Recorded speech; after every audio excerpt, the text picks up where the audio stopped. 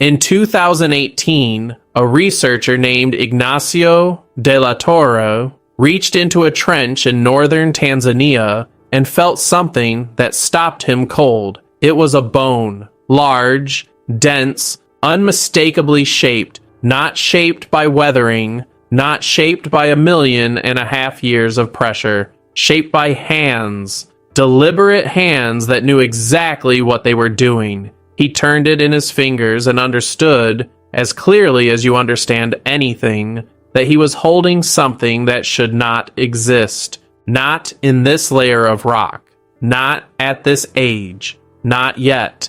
There are moments in archaeology when the timeline shifts, when the oldest, the earliest, the first, has to be moved back by 1 million years. This was one of those moments. Olduvai Gorge lies in northern Tanzania, carved through the eastern Serengeti Plains by a small river over hundreds of thousands of years. Roughly 48 kilometers long and 90 meters deep, its walls function like the pages of a book. Each layer of rock is a chapter, each chapter a window into a specific moment of our past. For more than a century, researchers have known this place holds something extraordinary. In 1959, Mary Leakey walked out of camp one morning, her husband home with a fever, and found a skull fragment pressed into the hillside that changed how the world understood human origins. The gorge gives up its secrets slowly, and it has been doing so for generations.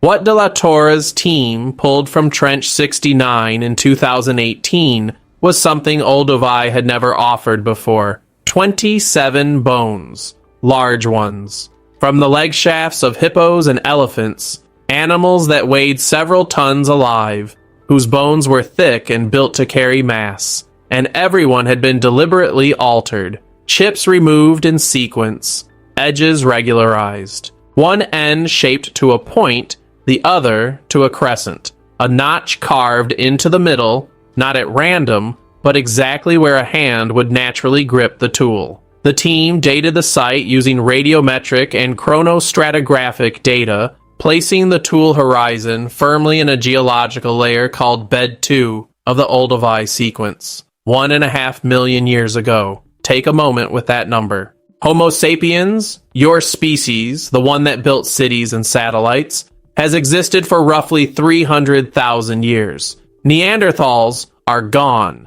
Every other member of the human family is gone. And these tools were already ancient before any of that happened. The previous record for systematic bone tool production was 400,000 years ago from sites in Europe. 1.5 million is not an incremental revision. It is an entirely different world. Now step back past the Leakeys and their decades of dust, past the invention of fire, past the first stone tools.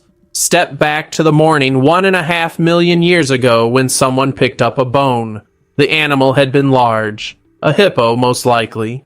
The tools were found near what researchers call a hippo butchery site, a place where carcasses of large animals were processed. The hippo's femur shaft was thick as a forearm and heavy as a club. Whatever killed it, the body was here, and someone saw in that bone not a remnant of a dead animal, but a material, dense, but not brittle, long and straight, capable of being struck in a controlled way to produce a sharp edge and a pointed end. For hundreds of thousands of years before this, the hominins of East Africa had been working stone.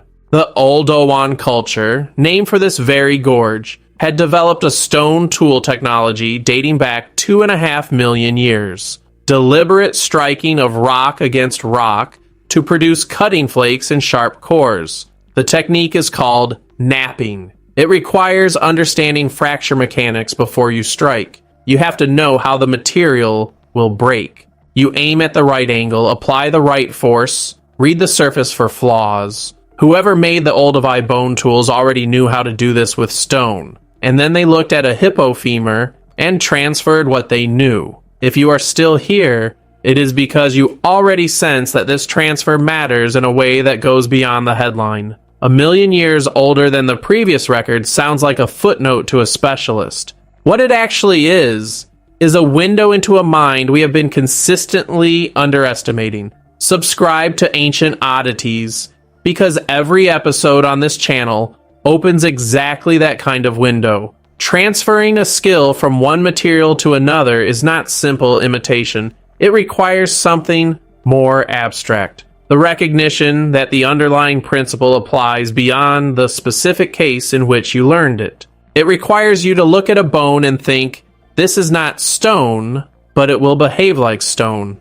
I can work this. The study, published in Nature in March 2025, describes evidence that these hominins possessed what researchers call mental templates, internalized models of what the finished tool should look like, which they reproduce consistently across multiple specimens. Several of the Olduvai bone tools share the same crescent-pointed notch design.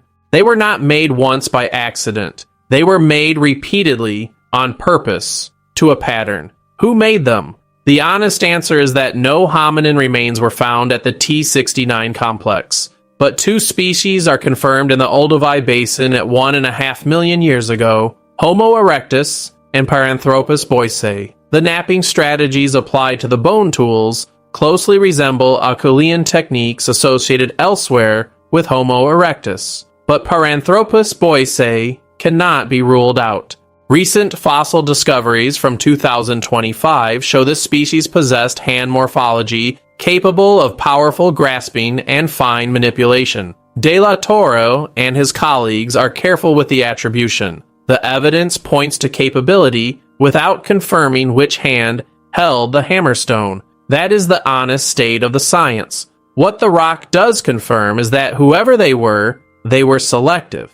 The site contained bones from many species, with bovids, ancient relatives of cattle and wildebeest, most common as prey, but their bones were not used for tools. Elephant and hippo bones were. This was not opportunistic. Someone was choosing raw materials based on specific properties, shaft thickness, bone density, the length and straightness that made them workable. Some elephant bones appear to have been partially weathered before flaking, carried to the site from elsewhere, recognized as valuable. The hippo bones show fresh bone working, suggesting those animals were killed or found nearby. 2 different sourcing strategies, both producing tools of the same design. The site has the character of a workshop, not a place where a single tool was made in a moment of need.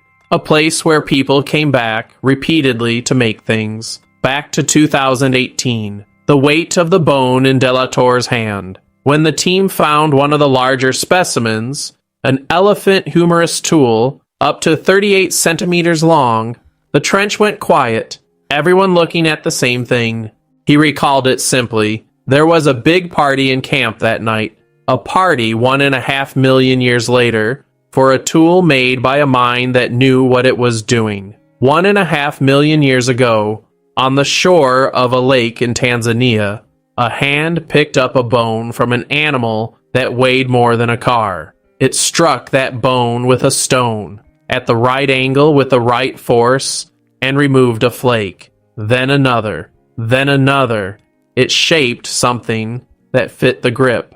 It made a tool, not because it had seen anyone else make a bone tool, but because it understood the principle deeply enough to apply it somewhere new. We do not know that hand's name. We do not know which species it belonged to, or what those people believed about the sky, or the dead, or the lake at the edge of their world. We know the weight of what they left behind.